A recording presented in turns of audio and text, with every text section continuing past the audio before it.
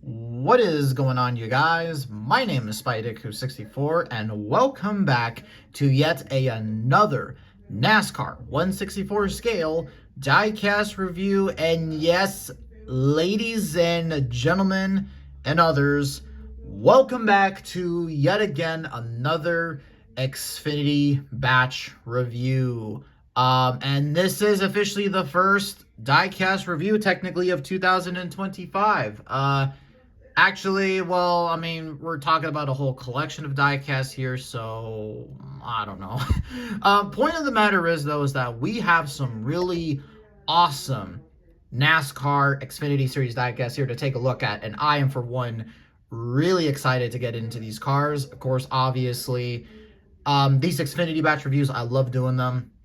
It's just a shame, though, that, you all have to wait months later to actually get these videos. I'm sorry about that. It's just, okay, well, don't really blame me. Blame Lionel for just being so slow on just putting out these Xfinity cars. Now, before I do kind of go ahead and get into the video, I do want to go ahead and say a few couple things, and that is, first and foremost, I hope all of you had a wonderful new year, and I hope all of you are trying to do your New Year's resolution and all that good stuff and whatnot, sort of have you. If you don't care about that, about all that, I'm hoping at least all of you are having a really good day. But let's actually kind of go ahead here and kind of talk about these Xfinity cars right here. So, actually, I know a lot of people are going to be saying, Spidey, shouldn't you be calling these cars O'Reilly cars? And to that I say, no, I'm not going to be calling these O'Reilly cars because, newsflash, these cars still have the Xfinity logo on it, so they're not O'Reilly Auto Parts Series cars. I just want to go ahead and say that, so there you go. But once again, though, we have 5 Xfinity cars here to talk about, and fun fact, all 3 manufacturers are represented in this whole entire video right here, so that's really cool. We have a really cool diecast here to look at, and also we have some cars from the Advent calendar to look at here as well. Now, the ones from the Advent calendar is the 7 and the 25. These cars right here caused me a big headache here. I'll get to that here in just a moment, but let's go ahead and just start off the video because I'm rambling on way too much here. First and foremost here, we have right here Justin Allgaier's number 7 Brandt Professional Agricultural Peach car. I think this is known as I think this has a different name, but I'm just calling it the Peach car. And fun fact, as far as I'm concerned, this is going to be the only Justin Allgaier release of 2025. In the 2025 season, that is. There are a few couple of Allgaier cars that are up and ready to pre-order. Like there's the Jarrett scheme, the Roto Router scheme, and then also I think there's another car. I think the Carolina Carports one. But no, this is the first and I think only one of 2025. Yes, the defending series champion of the prior year only got 1 diecast made. I don't know how that works. I just don't generally understand how the F that works. But I don't understand it. But this is a really cool diecast, and this was one that when I saw the pictures leaked of the Advent calendar set, I'm like, oh, hell yes, this is one diecast I knew I was going to get. So yeah, what a really cool overall diecast. And this is something that Brandt has been doing lately, where they've been promoting other agricultural, I don't know, anything you grow, whether it's peaches or lettuce or cotton or weed or whatever. No, not weed or anything like that. You get what I mean. They've been doing this where they put different products on the side.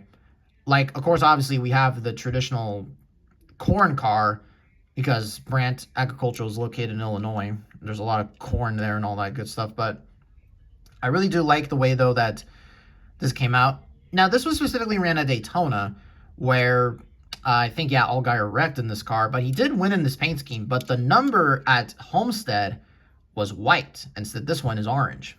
So that's something a little bit interesting to kind of note. Of course, you can see the peaches going along down the side, going right there.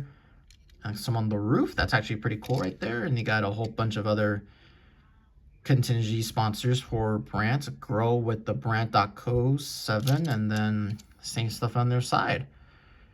So pretty cool diecast, all things considered. I really love the way this came out. It's really cool to talk about a Justin Allgaier release here. So that's really cool. We'll try to straighten these out here a little bit.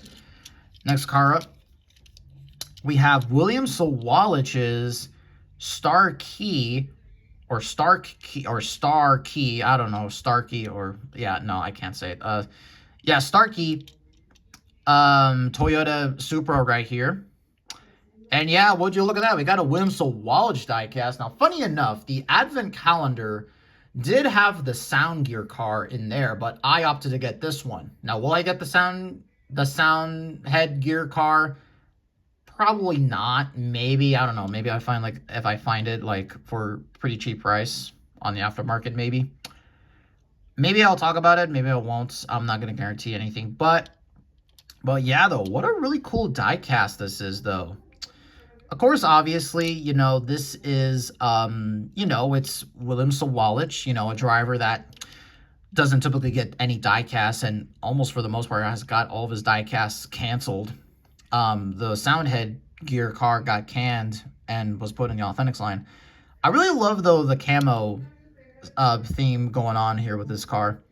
Of course, you can see it says Star Key, and you got the Xfinity and Sawalich logo right there, and then there's a little bit of wrinkles on the A post right here. Yeah, a little bit of some wrinkles right there. That's kind of just like, that's the standard when it comes to these standard edition diecast. You can also see some chips down here. And I think the Supra, at least this headlight, is a little bit off-centered a little bit. But for the most part, though, I think it looks fairly solid. Kind of weird how there's a lot of blank space back there, and then you got the other contingencies right there. It has the NASCAR, I think. Is that the International logo? NASCAR International? I don't think so. Does the Allgaier one have that? Or is that like a different logo? That is a different logo. I thought this was like something else. He did run a Kyle Busch like NOS energy drink throwback at this race, so that's a little bit interesting to kind of think about. It didn't get made, but still, though. So there you go.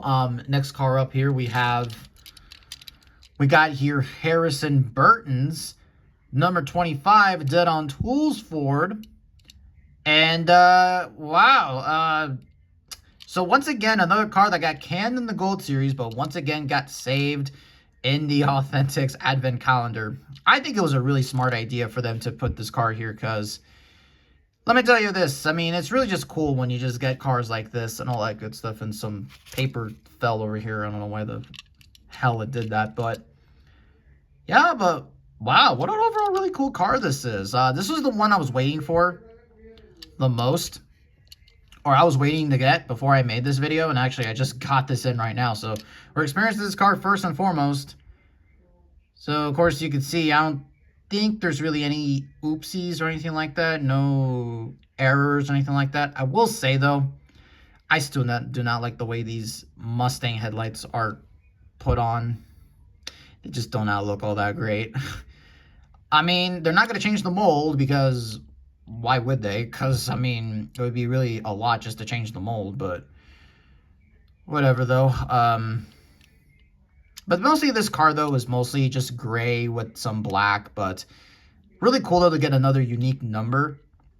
This time we got 25. Of course, we got the Deegan one last year, and wow, like, immediately, the Harrison Burton drives this car and actually does something with it and all that good stuff. Actually goes out there and contends. Didn't win a race though, but still though, really interesting to think right there.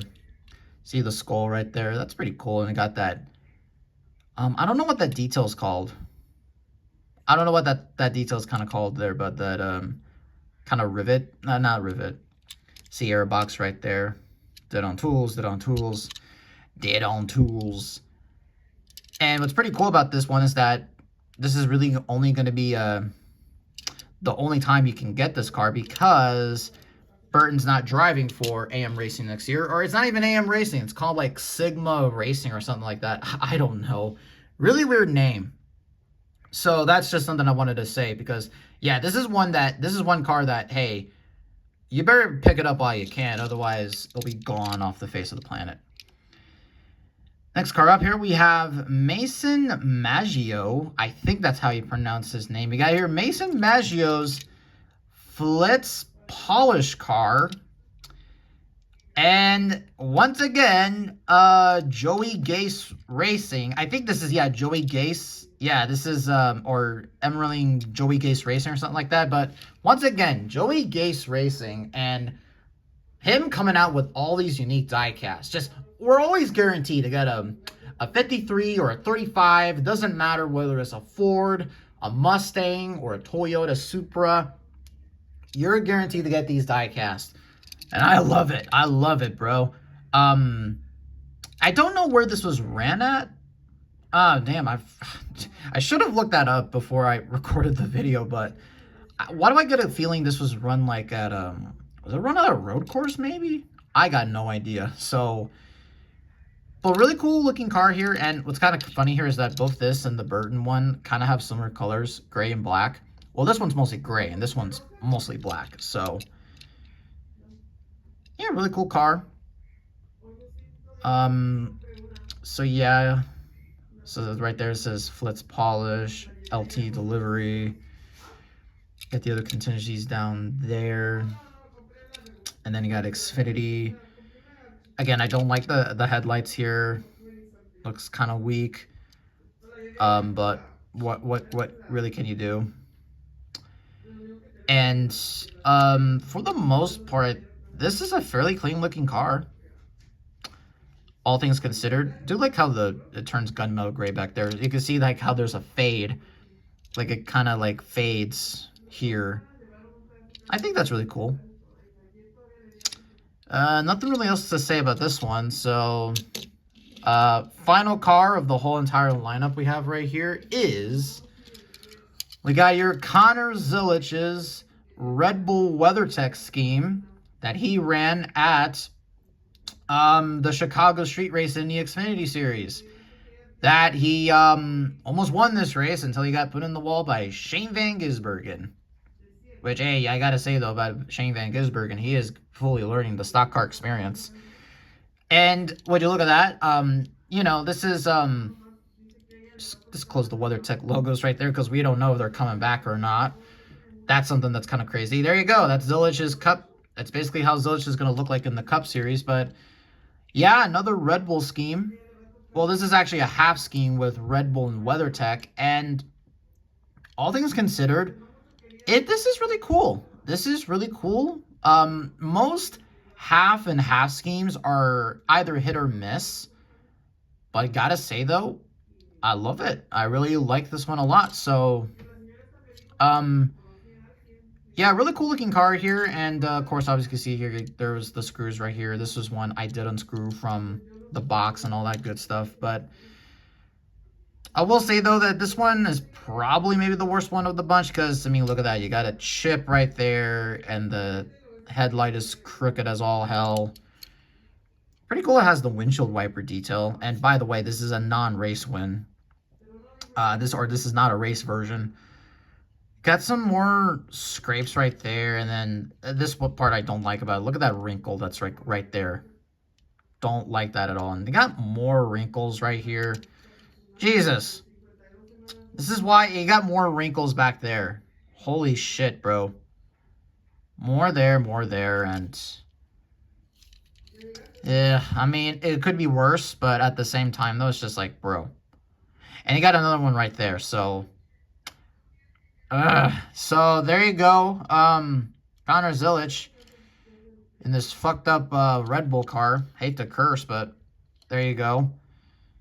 Now, for those maybe wondering, why didn't I, why isn't the Shane Van Gisbergen one a part of this video? Well, to kind of answer that, I am waiting for the race win of that. Actually, something I forgot to notice, is kind of the sponsor here. So you got Blue Hogs and Stay Saucy. And you got Roto Router, and then you got what's this one called?